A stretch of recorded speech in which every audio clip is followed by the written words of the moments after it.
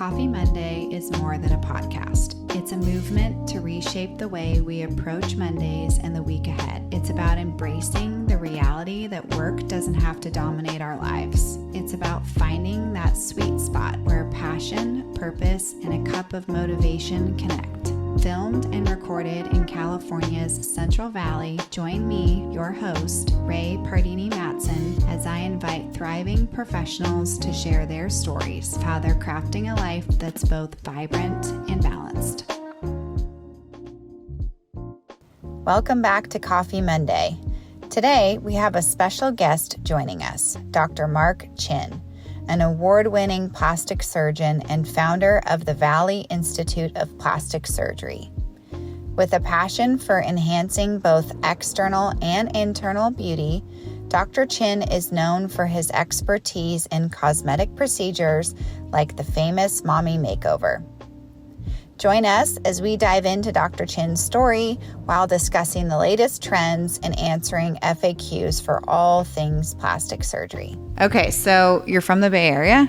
Yes. Originally? Mm-hmm. Okay. I grew up in Oakland. I was born in Oakland, and I grew up in the East Bay. Okay. And just in a average white middle class neighborhood. Mm-hmm. My dad was hardworking, and he was an accountant. My mom was a nurse, and I have 5 brothers and sisters. Brothers and sisters. I love that. Yeah, in this little house. So where do you fall in line of the 6? In the middle. In the middle? Yeah. 3 or 4? Let me see. 1, 2, 3, 4. Number 4. So you're the 4th. Sweet. Yeah. Okay. Yeah. The middle son. And so in high school, I was interested in sciences, and I knew my parents wanted me to go to college, and so I just went locally. Started at Cal State Hayward, and then a lot of my friends went to actually a community college, and so I ended up transferring to Chabot College, and that's where I met my wife, my future wife. Aww. And she's very determined, headstrong, she's very wise. She had a plan, and she moved. She wanted to go to San Jose State to get administration of justice, and wow. I didn't have a major. Other than okay, I'll follow you down there. Yeah. And we went down there with her brothers, and she wanted to go into corrections with her administration of justice, and she kind of looked at me and said, okay, you're following me, but what do you want to do? Sweet. And it's like, well, interestingly, I got my medical exposure as being an elevator operator at a hospital in Oakland. Oh, wow. And I would hear code blues, and I would run down and go to the ER and watch the ER doctors work on patients, bring them back to life, treat their wounds. That was kind of exciting for me. Wow. And I said, I wouldn't mind being a doctor. And she says, well, you should go for it. Now, moving down to San Jose State, I had not been that academically strong, let's say, my first 2 years. Yeah. And so but now I had focus, and I majored in biochemistry, and I spent 3 years there, and she continued to pursue her degree in administration of justice, and to strengthen my ability to get into medical schools, because it's very difficult at that time. I thought I should go to graduate school. And so I went to UC Berkeley and got a master's in public health. Amazing. And then it was actually tough to get into medical school. And it took me actually 3 times. Yeah. Over 100 applications. And so it is something that my dad taught me with perseverance to, if it's something you want to do. And eventually I got accepted. But then it was like, well, my wife and I had jobs in the Bay Area. Is it something that we should pursue? Yeah. And we prayed about it and said, okay, let's continue applying to medical school. And lo and behold, I got accepted. but now it's all the way over to Virginia. Oh, wow. So my wife says, as long as I'm with you, Aw, it would be that's okay. Sweet. Yeah. So And at this point, are you married or dating? Or? we are married. Okay. She is working for the government, Okay. Internal Revenue. And Wow. what was nice about working for the federal government is that everywhere we went, She had there's somewhere to go. a job. That's interesting. Yeah. And so True. she put me through medical school. She put me through graduate school. Hmm. She followed me because, I wasn't working during medical school. So Yeah. we went all the way to Richmond, Virginia, and we spent 4 years. And that's Wow. a little bit different than California. I bet. Yeah. And she worked for Internal Revenue there. And then after 4 years of medical school, I decided to go into general surgery. Yeah. And I got accepted to Loma Linda University in Southern California. Mm-hmm. So we had one So child you in went- Virginia. Oh, okay. And then we came down to Southern California. Mm-hmm. And I spent 4 years in general surgery there. Had another child. Aw. And then after being exposed to plastic surgery programs and what that field can offer, then I applied to plastic surgery programs in California, and I got accepted in San Francisco at St. Francis Memorial Hospital. Wow. And we spent 3 years there. Yeah. And So back to the Bay Area. now Little we're bit, back right? home. Yeah. After going on the road for such a long time. Yeah. And 2 children later. 3 now. Oh, 3. So we had a third one Sweet. at our residency in San Francisco. Aw. And then the frightening moment had to be when I graduated is where do I go now? Right. I have to look for a job. Yeah. And Lena was a branch manager now in San Francisco. Up and coming, and it was a difficult decision to make as a family where to set up shop. Right. And as you're gonna open up a practice, and there's already 70 plastic surgeons in San Francisco. Right. Wow. And one of my 70? Yes. Wow. At that time. At that time. Yeah, that's a lot. And one of my mentors told me about Fresno and said, well, my wife's dad's a dentist there, and he has a thriving practice, and why don't you go look out there? And I had a couple friends out in Fresno. And Okay. actually, Fresno was wide open then. There was only about 12 plastic surgeons. See, I didn't even know we had that many. Well, there's probably about 20 now. Wow. But Fresno was the 6th largest city in California. Yeah. Didn't have a ocean view, but Right. it was the 6th largest. It's now the 5th largest. Right. So as opening up a business, you think about opportunity. And so I came out with my children and a nanny for the first year. And Lena stayed in San Francisco so that we had an income. And she sacrificed being away from the children and would come to Fresno every so many weeks by train. Yeah, and so wow. she has been very supportive of my academic growth, the family, and then when she came out, she took a year off, and after a year of leave of absence, and she decided to retire. So she's been very involved in the community since, as she's a fairly busy and wise woman, that she has been someone that I really looked up to, and I appreciate all with my heart. Love that. And I love that. That's so special. Getting choked And I up. feel like, I am for you too. I feel like so many stories of successful people cannot be done without a supportive spouse. absolutely. Like truly. Like it cannot, people ask me sometimes, how do you do it all? And I don't. I'm not even trying to, but I can do what I do because of Michael and my supportive spouse.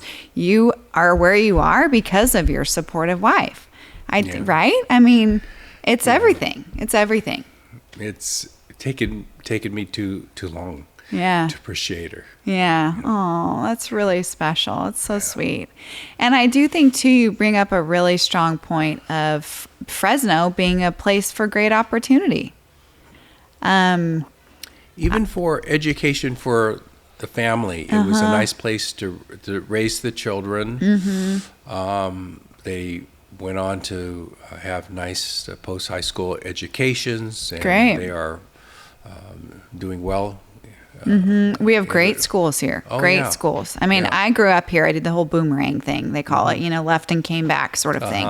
So when I left, I had graduated high school, and I didn't come back until my early 20s. And but I loved my childhood. Like, I loved growing up here.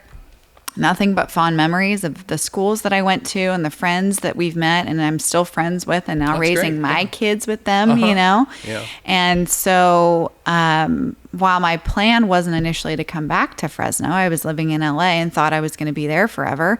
I'm happy I did, because I get to give my children that childhood that I had, and Absolutely. you were able to gift your children with a great upbringing as well, and be able to start a new business. In your case, I mean, a practice is a business. I'm still working on it. Yeah.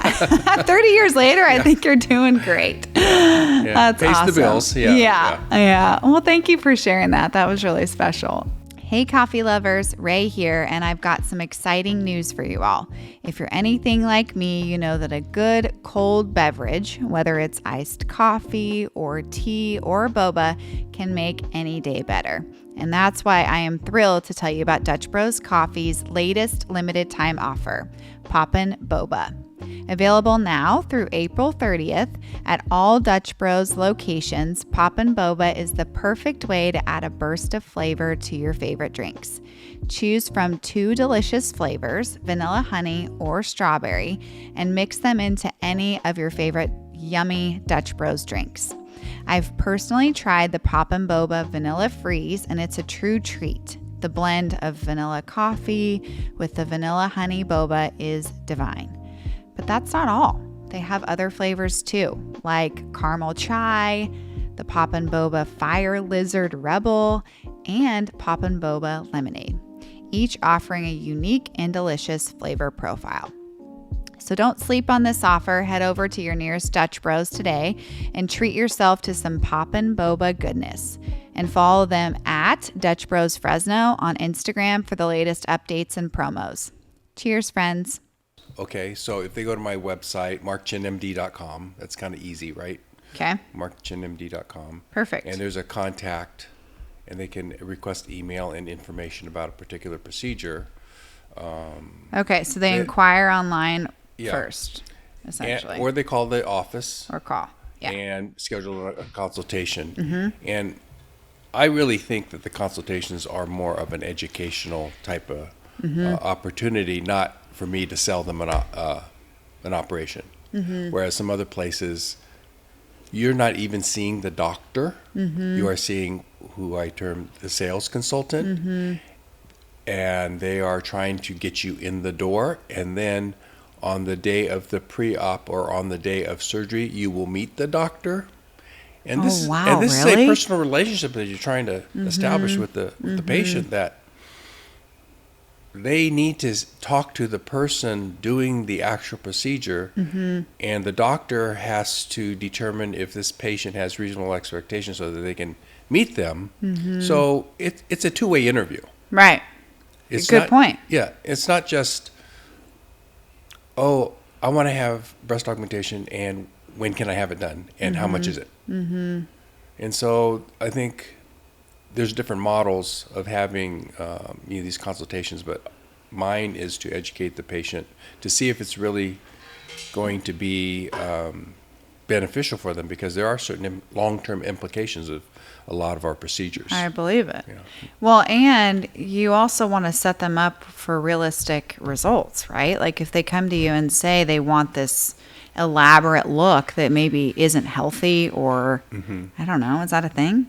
Isn't healthy or isn't Well, even attainable, you know? A lot of the things that we do can impact their life, but even the surgical procedure itself has risks. And so I want patients to have a full understanding of what their experience is going to be from start to finish, including getting prepared for the operation, going through the operation, recovery, being patient for waiting for the results that they want and expect, and then what are going to be the long-term results of that procedure. Because there are some, for example, breast augmentation. It's a lifetime commitment until you have the day where you get them removed. Because it's not just one and done, and you're coming in when you're 20 years old and having them done. Well, they have to be replaced at not on a scheduled basis, but there will be times where the body changes from pregnancies, weight changes, or failure of the breast implant where they have to be removed. So they have to be prepared for revisionary surgery. Okay, we're just diving in, and now I have a question on that. So I think we'll just keep going with this. I think Okay. it's great. So I think I've heard that, in getting your breasts done, that you have to get them redone every 10 to 15 years. Is that true? No. There are warranties with these implantable devices. That's what they're referred to. And there is a lifetime warranty as far as like if there is a failure of the implant. What do I mean by failure? A saline implant is it has a silicone shell. It's filled with salt water. It's the same as intravenous fluid. One day that's going to leak, and you will know because the breast will get smaller as the leakage occurs. Okay. And there's a variety of reasons why it might leak. With a silicone filled implant, it's a gel, and it can also what we call rupture. You won't lose size when it ruptures. You may lose shape, or it may feel differently, but having a ruptured implant can break through the capsule, and the silicone can get into the breast tissue and can form nodules, and then you'll be concerned because you have a lump. But then they recommend that you get an MRI or an ultrasound every so many years to check on it, check on the integrity, and then that's when you would have to have it replaced. But I've seen breast implants in for 30 years, 20 years. So if the patient, interesting. if the patient is still pleased with their look and the feel at 15 years, and if it's not broken, I don't fix it. Because a saline implant will tell you when it needs to be replaced because it will leak. Right. So is silicone harder to tell, it sounds like? Yes. So Because it doesn't go down as quick as like a saline would. yes. Right? And it might be picked up on mammogram. Ultrasounds are being used as a little more cost effective, but the most specific one is the MRI, which can be more specific. But even sometimes an MRI might detect a rupture, and it wasn't. But most of the time, I encounter a ruptured implant because they are wanting to change it after so many years, and they don't even know that it's ruptured. And then we get in there, and then boom, it's And they haven't had or experienced any symptoms. Yeah. As long as it stays in the capsule, around the implant, that's the scar tissue. They may not even know that it's ruptured. So what is that called when you could get ill from its breast implant illness, right? Yes. Fairly rare or not? It's becoming more diagnosed in some patients who have had implants for a long time. They've gone to different doctors trying to determine what these vague symptoms are. Yeah. Chronic fatigue, joint pain, weakness, sleepiness. And the internist can't find out a reason. The rheumatologist has done a workup. They've gone to a dermatologist, and they have they've had a history of having breast implants, silicone or saline, and they have suggested that the implants might be causing your symptoms, and so then they see us and they want to have them out. Now, some patients, we do remove them and they feel better. Some of that is peace of mind that I have them out, and others don't get any better. They wait a period of time. They assess the appearance of their breasts after they've had implants taken out for a while, and some want them replaced. Really? Yeah. Yeah. Well, I guess you don't know until you go through that process, right? But we try to counsel them, and Right. there's often there has been an association with a history of anxiety in many of the patients, and so we want to help them, but we also say that this may or may not help your symptoms.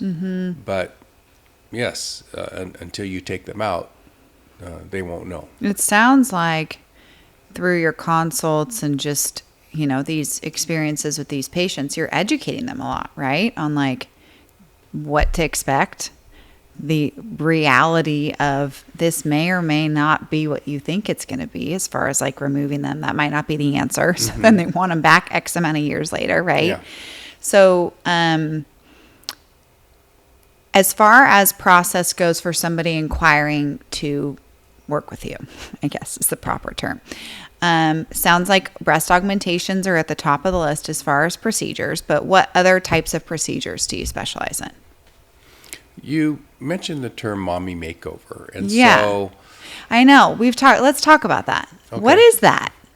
What is a mommy makeover? Because I feel like, how big or how big do you want to go with it? Well, I think if you look at what happens during pregnancy and the changes that they have from their prepartum body to pregnancy, prolonged nursing, weight gain, stretched skin, loss of muscle tone in the abdomen due to the pregnancy, multiple pregnancies, results from C-sections that have scars, and then the patients try to gain their prepartum weight back. Well, their body is usually not the same. Truth. Their breasts have gotten often smaller than they started with due to atrophy after nursing, and so the breasts are smaller. Sometimes they're sagging. The abdomen, even if they've gotten back to their prepartum weight, has lost its tone, and sometimes you have patients that, quote, look pregnant when they're not pregnant. Yeah. And that's kind of distressing to them when someone asks them, how many months are you? And they say, I'm not pregnant. And then they have a C-section scar, and then the loose skin folds over that scar, and then they don't want to, sit at the edge of the pool, and they have a loss of body image. And so I think that mommy makers are, they deserve a lot. They go through so much, and True. And the weight changes, and they do not say, they do not regret having children. Yeah. But now it's kind of like after 10 years, 15 years, and now they're in their late 40s or 50s, and it's kind of, this is mommy time now. Surgery does have some expense, and so most of them are selfless and wait until they can afford it, and they save up, and then now they just want to feel better about themselves. Not only is the aging process going on, but you also have still the changes of pregnancy. Well, and so, I mean, having 3 kids and myself and nursing each of them, I feel like as a mom, you get your body back. Like, it's after you're done having kids, you're done nursing. It's like, okay, now I can have my body back. For example, when you're nursing, you have certain restrictions. You can't drink. Some women have to be dairy free because their children are allergic to that, Yeah. you There's a lot of sacrifices. there's a lot. Yeah. So I remember after knowing that we were done, I was like, okay, I finally get my body back. Like, not in a selfish way, but just in a way of like, I can take Tylenol if I have a headache or something, like even down to medications and things you consume. You have to be so conscious of everything. So that's an interesting perspective. And I think that's relatable for a lot of women. Like, okay, now's my time to like take care of myself. Yeah. And you do get fit, and they have trainers, and then it's kind of like, okay, I have my 6-pack, but I can't see it. Or, right? And you're real proud of getting your tone back. But if you have loose skin and the tummy, sometimes they get a hernia, and they there's something called diastasis recti, where the muscle, your 6-pack muscles actually separate and have a gap, and then the abdominal contents push against the muscles, and that's what cause that flaccidity and protuberance and looking pregnant. And part of doing, let's say, a tummy tuck is to actually bring those muscles back together, improve the abdominal tone, so that it will look like it's being held in without you having to suck it in. Right. Like I do. Yeah. I mean, it's true. I think in general, your body will never be the same after having kids, regardless of if it's 1 or 4 or 5. But I think it's great that you're helping them kind of rebuild their confidence after going through such a selfless time in their life. It's okay to, the mom guilt is real, but it's okay to, be able to take care of yourself and feel good for yourself, for your family, for, just life in general. So a tummy or a mommy makeover is a breast augmentation or potentially a breast lift, right? Yes. So depending on what they may need or you advise they need. Yes. If they've just lost some volume and you pick a appropriate size implant, we try to do things in proportion, then the size of the implant can just expand the skin envelope. But if the nipple or areolar complex is too low relative to where you want your mound, then we may have to tighten the skin, might have to raise the position of the nipple, and that's called a breast lift. It's often done with an implant. If you have enough breast volume to make a nice shape, then oftentimes you don't need to have an implant, but the implant does give more cleavage, more fullness, more side breast, more projection, and so it's often helpful in patients who need a breast lift to give them that overall shape. And it doesn't have to be big. I like to have things proportionate to their body, but sometimes they need some tightening of the tissues as well. And then the tummy tuck is part of trying to get the waistline back. We often do liposuction around the hips and the flanks to help the whole circumferential waistline. Sometimes they have the muffin top and you do a tummy tuck, they still have that muffin top. So if you do some liposuction in the hips and the flanks, it'll help give you that hourglass back, and then you do a tummy tuck and you'll get a tighter, flatter abdomen. And that's usually what's done in a mommy makeover. Sometimes you can do them together. It depends on the complexity of each component, the breasts or the tummy, the lipo, because there are certain risks with having longer surgeries. Makes sense. Yeah, and then if there's another area that's a little bit more private that often gets treated at times as well. Yes. Thanks for hanging with us here on Coffee Monday. Here's a word from our partners. Ever wonder where the gorgeous flowers from our centerpieces come from? The arrangement is styled by floral artist Darcy Hovsepian of DH Floral, and the flowers themselves are actually grown and sourced from local flower farms right here in our Central Valley, thanks to the creation of the San Joaquin Flower Collective. The San Joaquin Flower Collective is a partnership of small flower farms to provide 100% locally grown ingredients to flower collectives and flower lovers alike. As the first and only source for all locally grown flowers in the Central Valley, their biggest mission is to reduce the need for imported flowers. By streamlining the ordering process with an online shopping experience, prioritizing collaboration over competition, and raising awareness for our local flower movement, they are changing the way farm-grown flowers are bought and sold in the Central Valley. As a wholesaler or a retailer or just a flower lover yourself, you can follow along at SJ Flower Collective on Instagram for their latest happenings and fresh bloom drops. Yes, interesting. So it just kind of depends on your story of how you've birthed your children. Yes. And all the things that your body has gone through, right? So it's amazing the things that you can do now.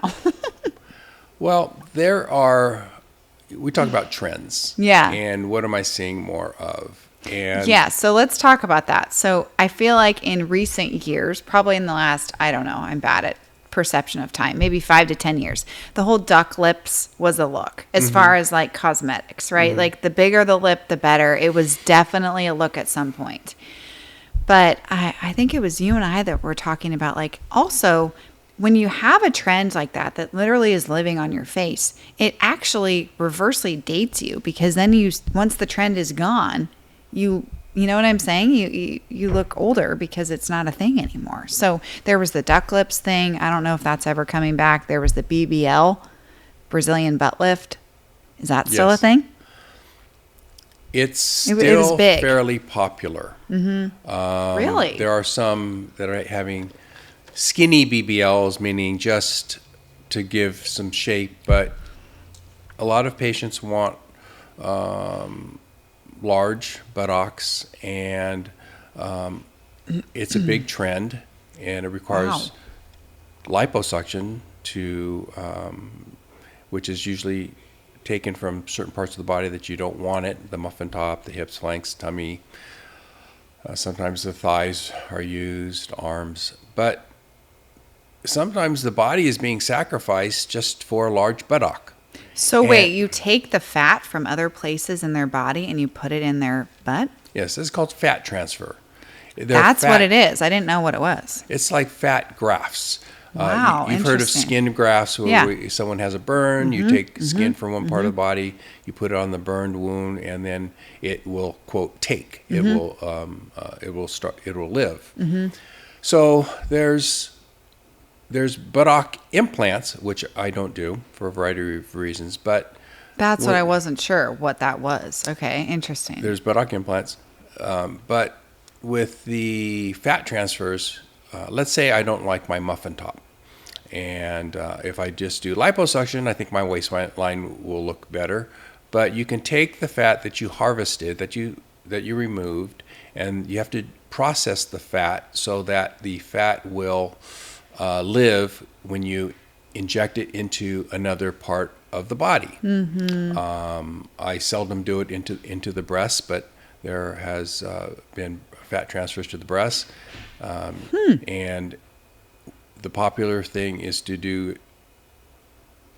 the fat transfer into the buttocks, but it is a high risk operation. What I mean by that is, of all the things that we do in plastic surgery, cosmetic surgery, it has the highest mortality. Really? The highest death rate. Wow. And why do you think that is?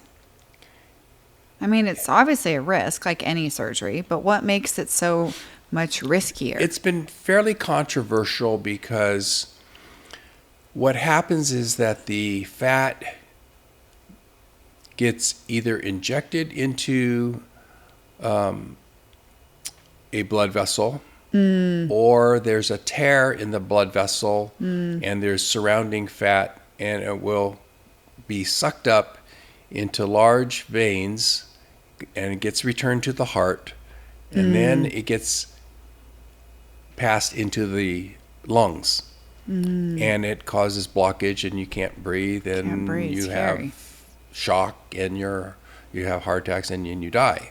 And they have identified the main cause of that, and it's putting the fat in the wrong place. Yeah. And there are some places that have a production line, and the doctor works till midnight, and gets fatigued, and they inadvertently inject it, or it gets into the bloodstream, and people die from fat embolism. So you can Google it. Yeah, wow, And, maybe not, and or don't. There's certain parts of the country where it's very popular. Wow. And they have made certain laws, particularly in Florida. Interesting. And people fly there and have BBLs, and knowing the risk, they still go through with it, obviously, Yes. because they want it that badly. Wow, interesting. Okay, so what's trending right now? What are you seeing? Our BBLs clearly are still popular, it sounds like, regardless of the risk. Still popular. Which is interesting. Yeah. What are you seeing, like the pendulum swinging a little bit more to something more natural? People are going that way. Absolutely, yeah. Right? I think that one of our jobs as plastic surgeons is, when the patient leaves our office, is to make them look better, but not done. Not that they've had a particular procedure, whether or not it's glowing skin or improving of their figure. It's more of a natural look. So when you talk about the duck lips, unfortunately, there's going to be some people who have had injectables into their face, and they can end up being what we call cripples, because if they've stretched out their skin in their lips or the face, and then it's kind of like, well, I need more to maintain it. To maintain it, right. And then when they stop, and they're going to have things that are deflate. Even with BBLs, as you make large buttocks, and with age, your going to have body composition is going to change, and you're going to have sagging buttocks. Yeah. I think that's also true with large breast implants. Makes sense. They want to be bigger and bigger. I think it's in the over 30 population. I think things are being done more in proportionate to the body versus the 20-year-olds. I think the breast implants are a little bit larger in that, hey, of course they look fake, but I look cute. Yeah. Attitude, and right? I mean, I have a lot of friends that got theirs done in their 20s, and that was the goal. It was like bigger, great. That's what So different time, right? Different age, different maturity. So you're kind of seeing now women wanting to kind of go more natural, or more, like you said, more proportionate to their body. Yes. And so you can be, even with breast implants, you can be disproportionately too small as you can be disproportionately too big, right? Right. And right, true. Fitness is now trending, and when you lose body fat, you also lose fat in your breasts. You store less estrogen in your fat, and so sometimes they just want to have something that looks good in a tank top or a two-piece, and to just have the lucky look, And so it's like, oh, you're lucky, and they look like that's what they should have. Right. Right. And wouldn't that be the goal? I would think. Yeah. I think so. Yeah. That's our goal, is to try to have them look proportionate. Yeah. Makes sense.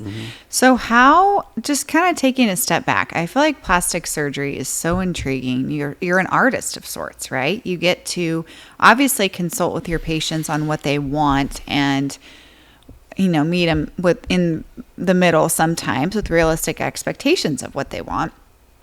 But there's an art to what you do. And as a doctor going through med school, there's many different paths you can take. So what's your story, and what drew you to plastic surgery specifically? I'm curious. I always was intrigued with anatomy. I like science classes, and I like the anatomy lab. And I felt that surgery, when I started thinking about medicine in a specialty, medicine is really good in keeping people alive, right? Right. Okay. But we prescribe a lot of medications, pills, to fine-tune the body for the long run. Now, surgery was more of a immediate change. If the appendix is burst, I got to go in there and I can cure them of their appendicitis. I can cure them of an organ that is diseased, and so I felt that was more of an immediate result, and so I sought out surgical specialties, and after medical school, I chose to enter a general surgery program, and I loved it. It was we got to see the anatomy in a human, and we can make those changes immediately. During my general surgery residency at Loma Linda, one of the most fascinating surgeries that I was involved with was with a renowned heart surgeon, Leonard Bailey. And it was just me and him operating on this one patient. It was an infant who had a congenital heart disease. She needed a heart transplant. Wow. And we removed the heart, and we were cooling down the body, and literally I'm looking into this child's chest with no heart. Now, we waited for the igloo to come in, and with the donor heart, and we put the heart in, and as we were warming up the body, you can see the heart kind of quiver. He put two little paddles the size of a spoon on the heart and just shocked it. All of a sudden, it started to beat. Now, that was one of the most fascinating things that I've seen where, okay, this heart is starting to beat. It picks up the pace, it starts to beat, and this child's life is saved. So that's the appreciation I have of what surgery can do. Right. And then I started to look into the different options, and because it's so complex, the body has been compartmentalized. A general surgeon might just deal with breast surgery and abdominal surgery, orthopedic surgeon dealing with bones and joints, neurosurgeon dealing with the brain and spine, the ophthalmologist with the eye. And plastic surgery gave the broadest area. We could literally treat head to toe. Head to toe. We can work with craniofacial anomalies and help restore some function and shape to birth defects. We are the problem solvers. We have a big cancer and there's a big hole in the body, and we can come and patch and move muscles and skin and repair those difficult wounds that don't heal. We can reattach fingers, arms. Now they're even doing hand transplants. They're doing facial transplants. We're separating conjoined twins. It's just a fascinating area that it was like, literally, you can go head to toe. Even with microsurgery, we would take a large toe and replace it on an absent thumb, and now they have a thumb, and now they can have a thumb. There was a plastic surgeon, a Mexican plastic surgeon who was, I believe, in an earthquake. He lost his fingers, and he was a plastic surgeon. Yes, and they did toe to hand transfer, and he could operate again. So plastic surgery is fairly complex, and I think that's why I chose plastic surgery, to find out what niche. Now, in my first part of my practice, I did a lot of reconstructive surgery. And then part of reconstructive surgery is trying to put things back to normal. And the aesthetic or cosmetic surgery is doing that to some degree, but also maybe enhancing in certain areas. So that's how I... So how long have you been practicing? We just celebrated our 30th year. That's amazing. amazing. It is. Congrats. Thanks. That's a lot to be proud flies, of. but Yeah. And I have a great staff. Amazing. I know you were telling me some of your staff has been with you since the beginning, so Yes. 30 years. Yes. I'm That's so a blessed. huge Yeah. testament to you and your practice. That's awesome. So you said 30 years, some 10 years. Like, wow, that's a long 20, time. yeah. My staff is the backbone of my practice, and I think that one of the successes is that I don't micromanage. Yeah. I let them have the creative freedom to do what they want to do. I think that's huge.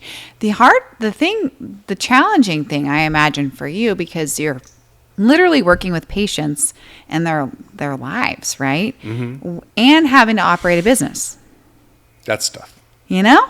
I would think so. I mean, just as a business owner myself, owning your own and operating your own business is enough work as it is. But taking care of patients on top of that. So how was that? Was that, I imagine, 30 years ago? Yeah. Right? Well, they don't teach you how to be a businessman in medical school. Yeah. And you have an option. Go to Kaiser, punch in, punch out, and they have patients for you. But I wanted to go into solo private practice because I think it just gave me more flexibility and what I wanted to do versus having a boss, so to speak. Yeah. But I did initially share an office with another plastic surgeon when I first came to Fresno, Dr. Brandt, and I learned a lot from him. And he was in private practice, and we shared some employees, shared offices, and eventually he retired, and then I took over, and then we moved to another facility that gave me a little bit more elbow room and building out a Medi-Spa. So Cool. a lot of it is I like to focus my attention on my patients, but also my employees. I do not take anyone for granted. I tell my employees that the patients are our bosses, right? Love that. Because if they don't want to, quote, hire us, we're not going to be busy. Right. So it's not, when I used to work with insurance companies, then the patient was they could only choose from those that are on their plan, Like, right? Yeah. If you have an HMO, Blue Cross, Blue Shield, Aetna, you can only go to those that are on the list. People want to come to our office.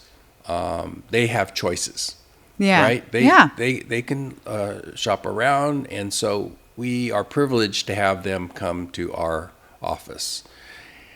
And we hope that we have a good relationship, whether or not it's taking care of their skin or whether it's an operation. I feel that they are our bosses. And so without our patients and loyal following, the business can't succeed right with clients. Yeah. Right. Well, and you've built such a great reputation here over the last 30 years. And I think it's important to note that a lot of times in general, people that live in our area decide, I'm just going to go out of town. I'm just going to go out of town to go shopping. I'm just going to go out of town to have an experience or go to an event, or I'm just going to go out of town to maybe get some work done. And I think it's important to note that you, as one of the premier plastic surgeons in our area, are do an amazing job, and they don't have to go out of town. They can have surgery here and go home the same day type of thing. And so for people that are thinking about potentially getting something done, what advice would you give them here in the Valley? You said, part of the consult process is to educate them. So at the very least, I imagine thinking about getting a consult would be a good start, right? I don't know. You tell me. Well, there's so much information online, and I think it's always good to maybe look up a procedure, get some background information. Sometimes you hear influencers say, do it this way, do it that way. I had it done this way. It's good to speak to patients who have had a similar procedure that you're seeking, but you really need to talk to the person who does the procedure, i.e. the doctor. And I always have them start with a consultation. And the consultation should be with the person who's going to perform the procedure. It's really important to establish that relationship with them, because there's other offices that have different models where they don't see the doctor at the first consultation.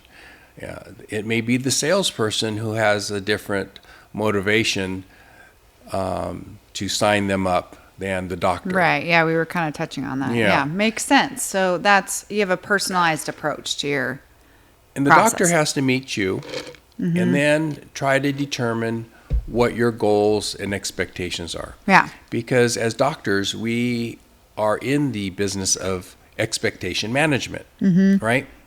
So you talk to the doctor and get an education, and it doesn't hurt to get second consults. Our initial consultation is to educate, and we give them a lot of paperwork to read over, and I ask them to come back for a second consultation. But I think you need to get a kind of a clear understanding of what the procedure involves, what are the risks and complications, and what to expect from the surgery. We have a computer imaging device that we use for noses, for faces, for breasts, for tummies, for liposuction. We take a photo of the patient and we can morph their body. I could select different size implants, different shapes, different sizes, and I think that patient has to understand what their anatomy is and what we can do. Because there are going to be limitations. Sometimes they have a large nose and you can make them only so small. If they have a small nose, you can only make them so big. Sometimes with breast augmentation, they haven't had any children, they have tight skin. They bring in photographs of models and it may not be possible. So they have to understand what their limitations of their anatomy is. So that they can have anatomy, obviously, as you're saying, but genetics too. Like that's one thing that I'm just experiencing and trying to age gracefully. It's like everybody's skin elasticity is different. Genetics are a huge part of aging or just anything, right? And people don't see that. They probably see a picture and they're like, I want to look like that. And it's like, well, that person's built completely different than you. Different, genetics. Do you know? It's okay to wish, Yeah. I give my trainer a picture of Bruce Lee and I say, I want to look like this guy, I can wish all I want. But it's a team approach. If I don't do what she says, then there's no way, and I have delusions of grandeur if I want to look like him. But, I want to improve my tone. I want to lose some weight. So I have to follow her program. And so sometimes even at the consultation, I tell them they're not at a good, healthy point to have the surgery. Right. Like you said, there are risks involved. You want to make sure that they're going into it with a healthy start. And you mentioned too, like with weight loss, like if for some reason maybe somebody's looking to lose a significant amount of weight, well, I imagine you'd probably want to wait to do the surgery until after that happens, right? Or not? Studies have shown that there are higher risk and complications with higher BMIs, but oftentimes I want to have a healthy patient, and if weight is an issue with them, and right now, 70% of Americans are either overweight or obese, and it's imperative that they have a good health before they even undergo the operation, because there are certain risks of general anesthesia, right? Right. And so we have to look at their lab tests, their heart evaluation, so that they can, we feel that they can go undergo an operation safely. Yeah. But the results may change based on their weight as well. If someone wants a flatter, tighter tummy, and they have some visceral fat inside the abdomen that's related to weight changes, well, I recommend that they lose that first so that they can get a flatter tummy, because otherwise they're going to be resistance when we try to flatten the tummy. Right. Makes sense. So I feel like we've been talking a lot about female procedures. Do you have any men? Like, I'm sure you do, but like, I would imagine the bulk of your patients are female. Is that right? That's true. I don't even know if you could share that. Yeah. But like, what sort of Sure. procedures are men seeking? Men are getting more and more into Botox, we'll call it. Oh, interesting. They start with non-surgical things through our Okay. Medi-Spa. Yeah. Whether or not it's laser hair removal. Okay, that makes Botox, sense. Or hair fillers. growth stimulation. Do you do any of that? Yeah, we do PRP and we inject into the scalp. Maybe it's skincare because men are kind of notorious to not take care of their skin, right? Right. And so Right. we're seeing more and more men getting on skincare programs. It's okay to show up at a spa, Yeah. And so I think that what often happens is that the man is accompanying their significant other, and then you just, or they see maybe something that their significant other has some improvement, and then, or the significant other says, "Hey, you should do this too." Yeah, right? that's what I've heard. The wife kind of drags him and says, "The 11s are looking real deep. Come with me." That's right.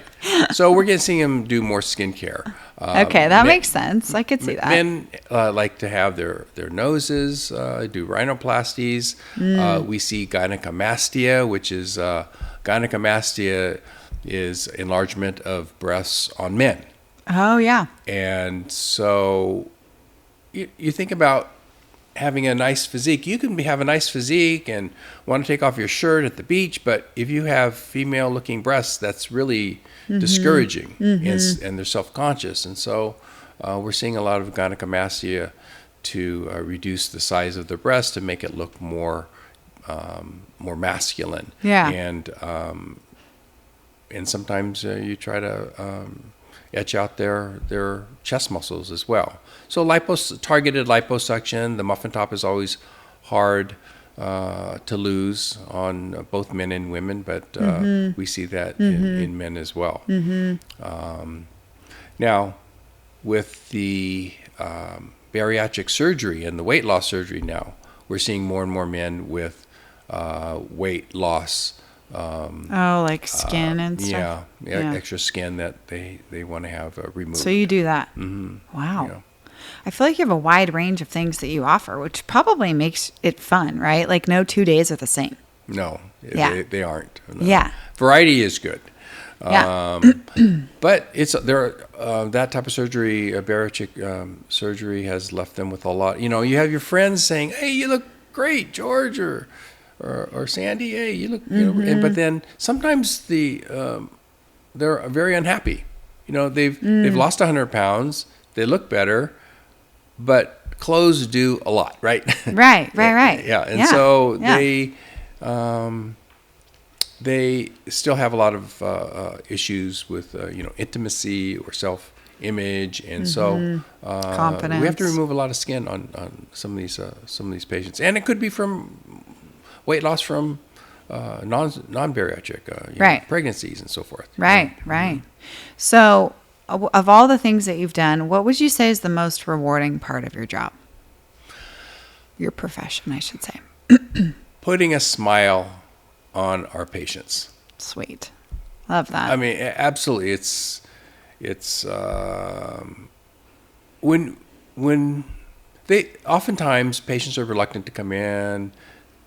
They have some emotional issues and they're brave enough to even make that first step. And then I am shocked how they are so open to me. I mean, they're meeting me for the first time and they're getting really intimate, right? Right. I would think so. Yeah. About why they want to have something done. And then they're getting undressed. And then they're showing me things that they don't even want their spouse to see. Yeah. So I really...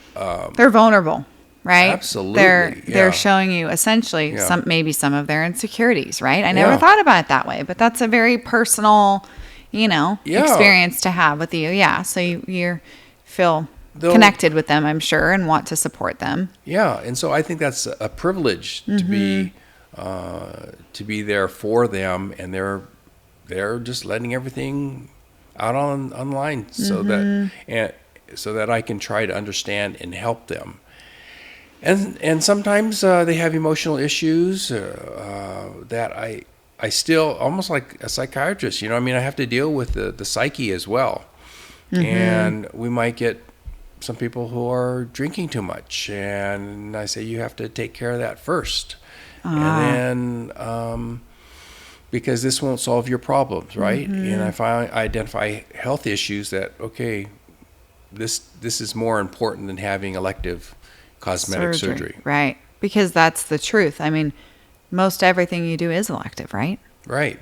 This is surgery that they're choosing, that you don't necessarily need but want. Correct. Right? Yeah, that's an interesting point, right? Yeah.